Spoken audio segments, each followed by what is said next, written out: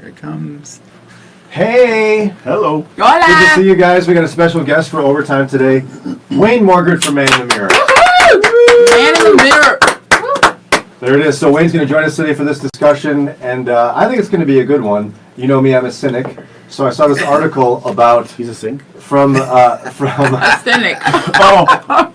not a sink. From The Cut, How to Have a Happy Marriage. Oh, good. They figured it out for us. Here's what they did. They asked their readers, how do you have a happy marriage? And everybody gave responses. Some were better than others, as I say. I brought this up on the air, but the one I thought was like so only 5 years married. Because this couple, they're age 31 and 33, they've been married 5 years. Their secret, this is how you have a happy marriage, is to make an effort to say thank you. You're laughing. Why are you laughing? Oh, Tone would be everything. Thank you. You said the same thing. Well, no, Ron said that. But I work at McDonald's. I know you can make thank you mean anything you want it to mean. and I hate to be harsh, but you can have a happy marriage by saying thank you. My wife Sarah, God bless her, if she's here, I love you, honey. You're fabulous. But she words don't do that much for her. Yeah. I could say thank you to her every 10 seconds, and eventually she'd be like, I get it, you're thankful, stop it.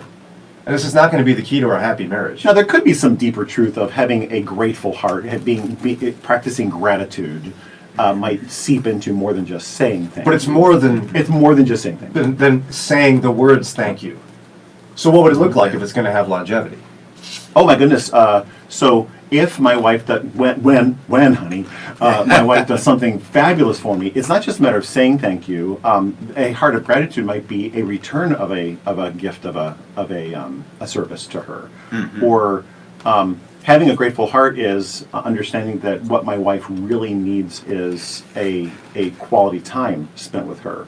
I'm still practicing gratitude, but it's not just as simple as just saying thank you. Right. By the way, hello to Julie and Deborah. Hey, Julie. Hey, Julie. Heather. And again, our question for you today is from you. I want to know your answer. How do you have a happy marriage? How do you have a happy marriage? Because some of these answers in the article we got are not that great. I got to be honest. Janelle gave a terrible answer earlier today. No, I gave an example. She said if Len just made her coffee every Listen morning. here, I've been married Happy 20 marriage. years, so whatever I'm doing is It working. was working well. You're a Christian, you have to stay married. That's all. Yeah, oh, wow. But I mean, you said that, and I pressed you on it. Yeah. I mean, that's not my secret. After 6 months of Len making you coffee every morning, it becomes regular. It's not.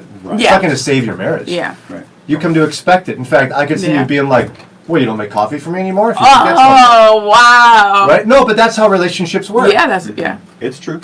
So, what is it for you and Len then? So can we talk about the givens? Because Please Deborah do. says be centered in Christ. So we're assuming we're Christians. We're assuming we're praying already together and all that, and that Christ is the center of your home. Yeah. So besides that, Besides that, how do you have a happy marriage? Besides that, so it's obviously not Len making you coffee. You're trying to manipulate Len. Don't make her coffee. She just will be ungrateful. I want to say communication, but I don't like when people say that because it's so general. Right. Yeah. I'm laughing at Carrie. Sorry. So I would say being a good listener more than communication. Being a good listener. That's good. Because it helps you kind of slow down. And like, even when we've talked about recently on the show, repeating what the other person says, making sure you're seeing things from their perspective.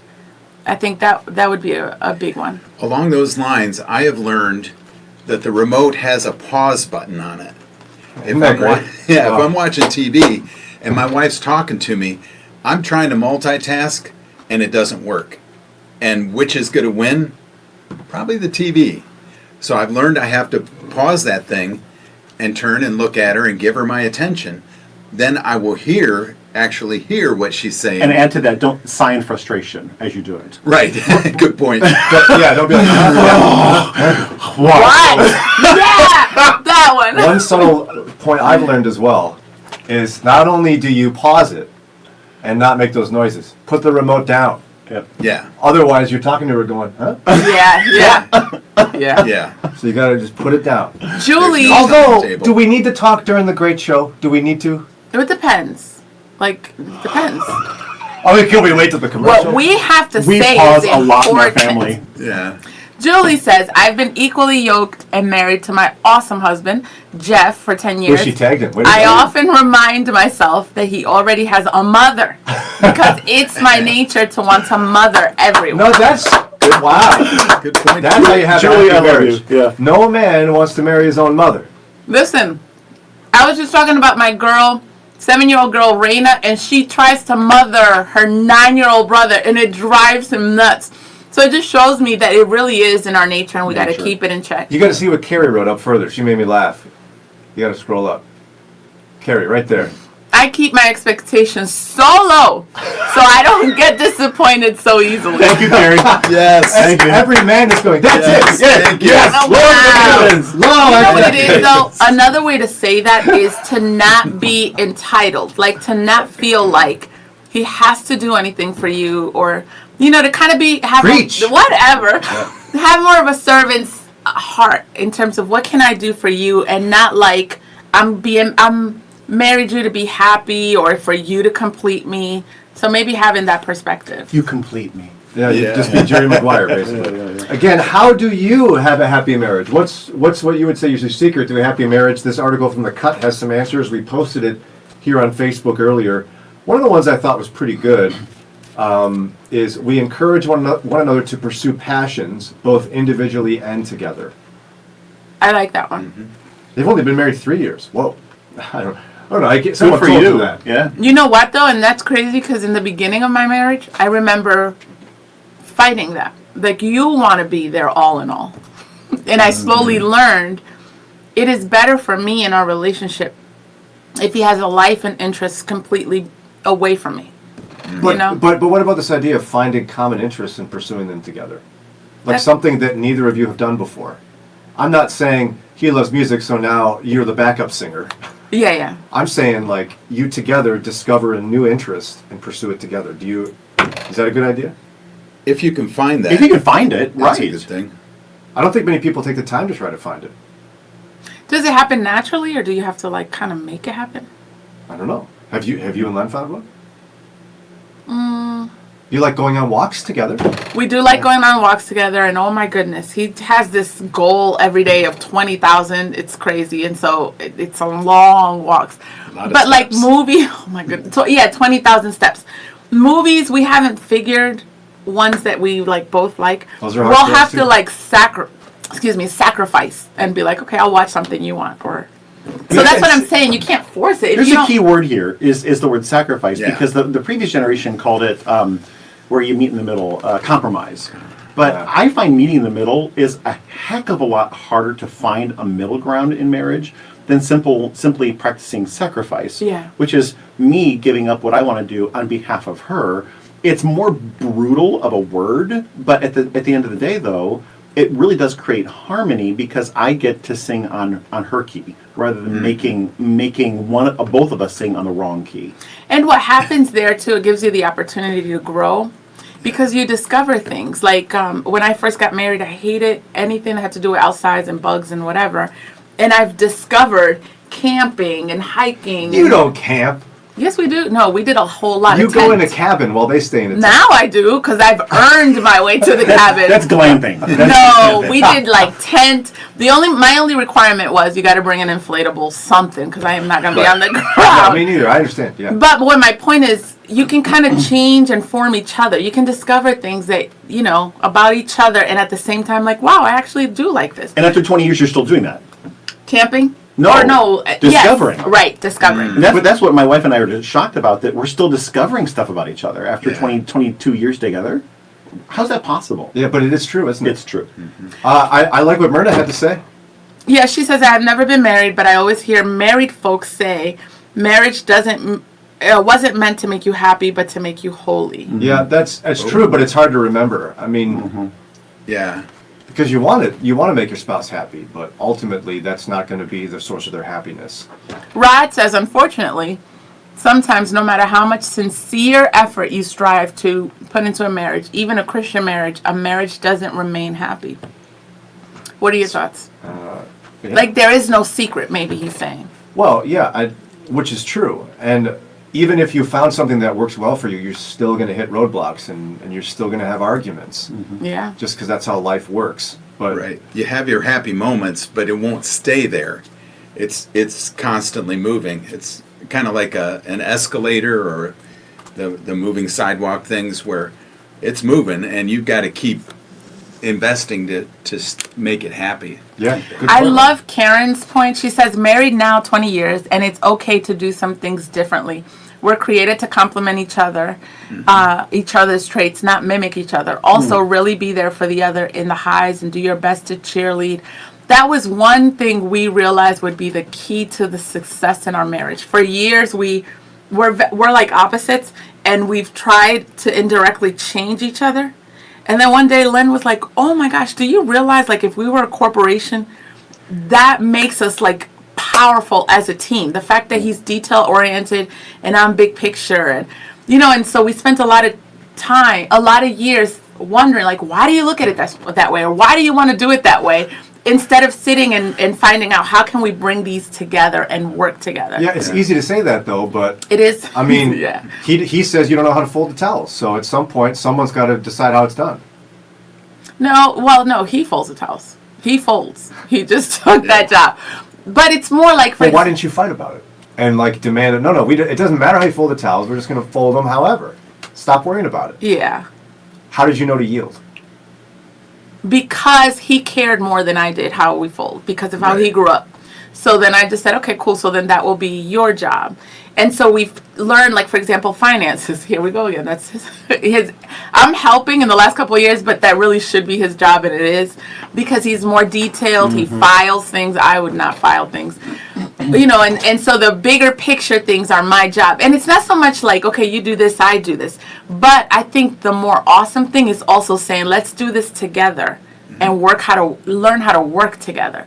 That's hard. And that's where we're still kind of learning. Do you see what I'm saying? Let's say homeschooling. It's easy to say, well, okay, that's your thing, you do it. That would keep harmony longer.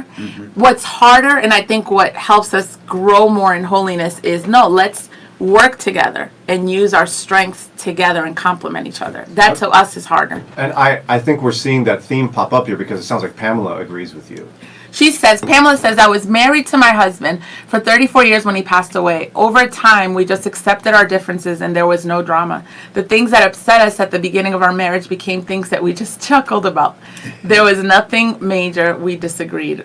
Oh, that's cool. And you do start realizing the stuff you disagree on are like... Petty. For some, a lot of couples. Well, especially if you're applying the biblical principle of putting others before yourself. For men, it's having sacrificial love towards your wife. Right. At the end of the day, you're not going to worry about that stuff. You're going to be putting her first. Right. And vice versa. I want to jump back to something else, though, that I think is kind of an interesting item. I brought up before that this person said that they have a happy marriage because they encourage one another to pursue passions, both individually and together. Who do you think struggles more with pursuing individual passions, men or women? Men. Wrong. What? No. Thank you. Man, I am on it. And I'm not even Do a you dude. have trouble getting a guy to go golfing or to go get a hobby? Len's I think women get stuck thinking kids. I can only are speak an for my interest. wife. She has guilt. If she actually goes and does something, the guilt will keep her from enjoying it. That's what I'm talking about. Like, I know a lot of guys who want their wives to pursue a passion, find a Please. hobby. Yeah. But they're like, I don't have time for that. I got the kids. I got the... I thought it's surprising because I thought what you were going to say is men are constantly fighting with their time. So you're working full time. You don't have enough time to spend with your wife and then your kids, and then that's where Len is. He struggles and he's very He collects cars. in that sense he's very selfless in a way. Yeah. And so for him, since we've been married, it's hard for him to say, I'm going to do this. It's not going to be fixing anything or nothing, spending time with anybody. And it's going to be all about me. But see, we've talked about this, where if the kids come up and say, oh, Mommy, you're in the middle of something. Mommy, will you stop and watch me jump for 20 minutes? Will you stop and watch me ride my bike? You'll be like, oh, yes, sweetie, I don't want to miss this moment. Dads will be like, get out of here. I'm in the middle of something. Yeah, that's true. Or is it just me? I have to make a decision to go watch her jump. Yeah, it doesn't come naturally to you Not to be like, natural. oh, I'll set all this aside. I think it's easier for us There's to a sacrifice in my pursue our interests. Oh, that's interesting. And I think it's a struggle for... So how do we get our wives to pursue their own interests? I You want do Sarah what to go out Len and find a Neville hobby. does. You hold the kids. Like, he encourages me to just go. Like, he's always done that. So, not to be like Glenn, I'm just saying, you've said this before, that you have to encourage the spouse. You don't think? But then we also said, I'll say for you, I'll be the bad girl. That sometimes we don't go because we're like, well, I don't know if I could trust you with the kids in the house. Will you do things the way I... So, because I know you're thinking about it, so I'll put it out there. You said it. Janelle said it. Do you agree? He said that before. Janelle said it. I didn't say that. Well, I think my wife and I came to that conclusion a long time ago. I'm not going to do it like you do it, honey. I'm not going to. But they will be alive when you get home. Go. I know that's right. How do you get there with that conversation, though? Because there's fights that happen about, let's say she goes to do whatever with her friends. Mm-hmm. She comes back and she doesn't like what you fed her for dinner, doesn't like the way the house looks, doesn't like what you did. But they're in bed and asleep. And that's a win for her. No, but I how can do you convince her of that? Yeah, exactly. I mean, my wife's different then. she takes the win. Yeah. Now, she probably will struggle with guilt a little bit. How come you got them to bed at their bedtime, but I struggle to do that? So she'll struggle with guilt, but it won't be that I did it all wrong, is what I'm saying. How do you handle that? Sarah and I had to work it out. We had to talk through it. Where, for me, it was pointing out, do you see the double standard? That you can do it a certain way and it works just fine. I don't complain about it. But if I do it my way with the kids, it's suddenly not good enough. Mm-hmm. Now, trust me, we worked all this out. I don't want to highlight my wife's flaws. Everyone knows I have way more than she does. But it took me having a hard conversation that was an argument that said, you need to give me the same grace I allow you. Mm-hmm. Like if I have a rough time with the kids and I tell her, she can't take that as I'm not doing my job. It's like the same license she has to tell me she had a rough time with the kids today. Yeah. Yeah. Betty says, happiness is a choice no matter what. After 48 years, I can write so much more. Love this topic. Well, write more.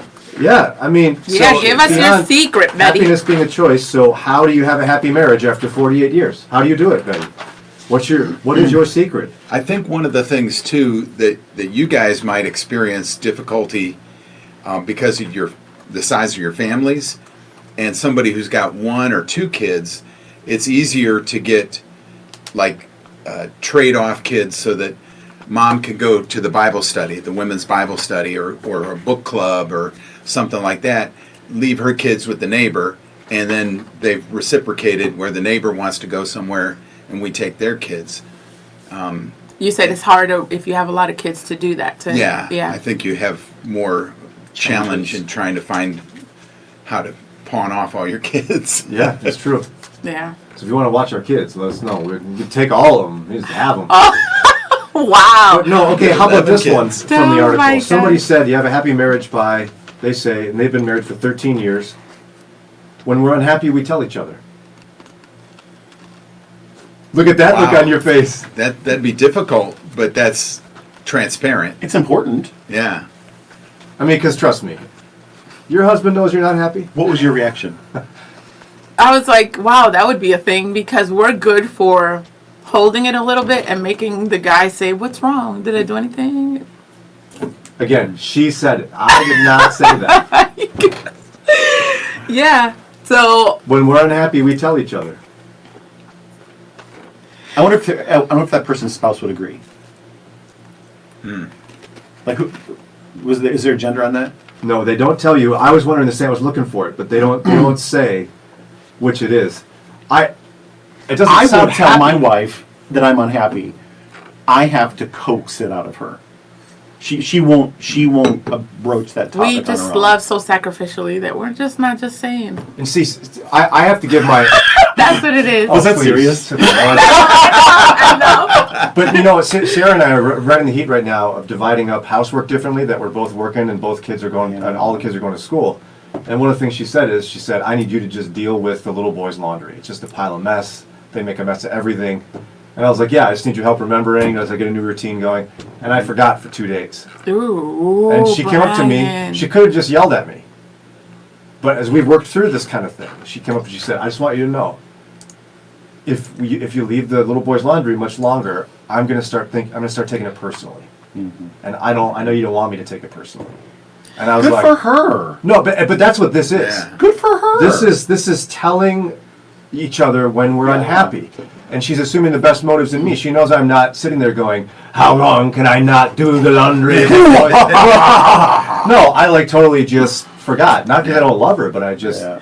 Deborah says, but use the right words when saying you're not happy, not accusatory. Be kind and caring, then hopefully the other will be receptive and not go on the defensive. That's what Sarah did for me. That's what I was talking about. It's all There's tone. that. It's all tone. But there's also being careful to know that if you're not happy, it could be you. Like, you have expectations that aren't fair, or you're trying to control issues. You know, like for example, Sarah could come home after you helped with the kids and be mad about how the house looks, and the solution is, and will just tell me.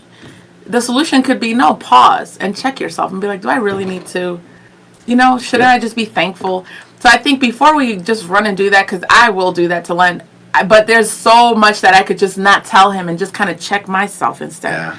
Michelle says, I divorced almost 15 years ago, but I would love to share this story. One day we discussed how to fold the towels. My husband told me while we were discussing it that he folded them wrong in order to get out of doing it.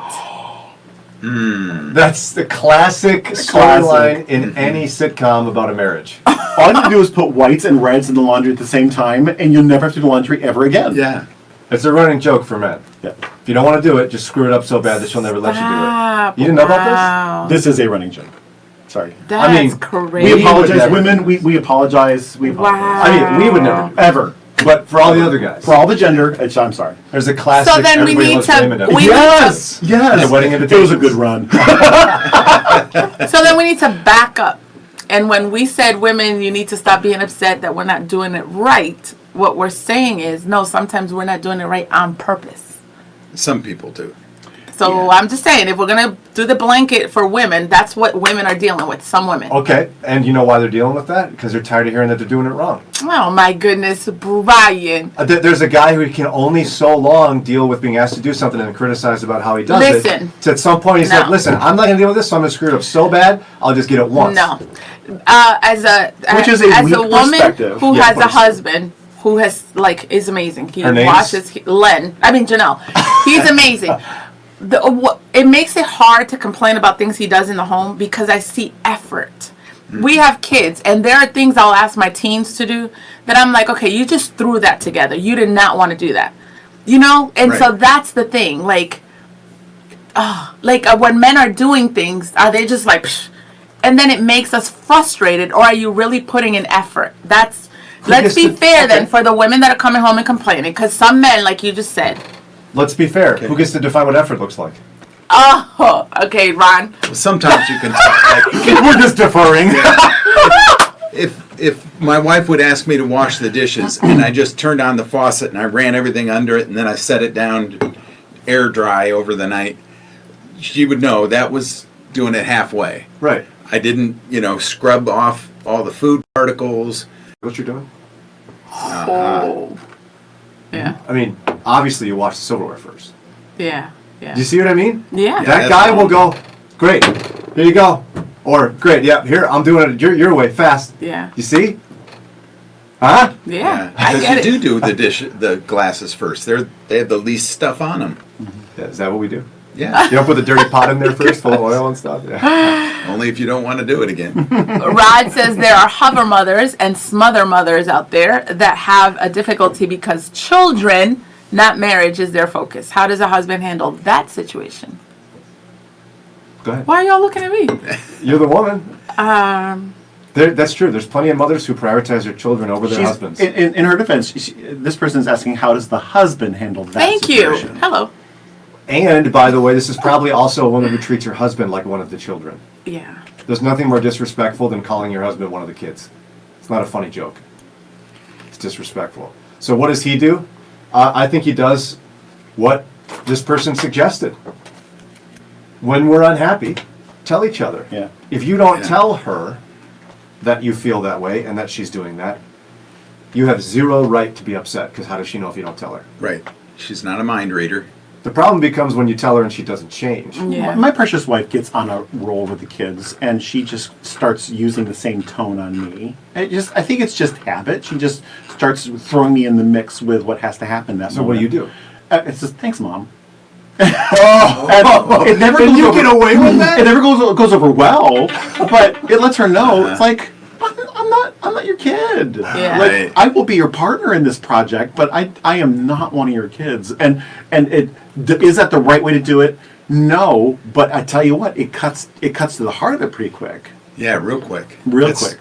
That's good. And Yeah. it probably over time has become kind of a chuckle point. Yeah. Like, oh, Yeah. I did it again. My wife's Puerto Rican, so I can get away with a few things. Little mama. Hey, mama. Little mama, yeah. Hey, little mama.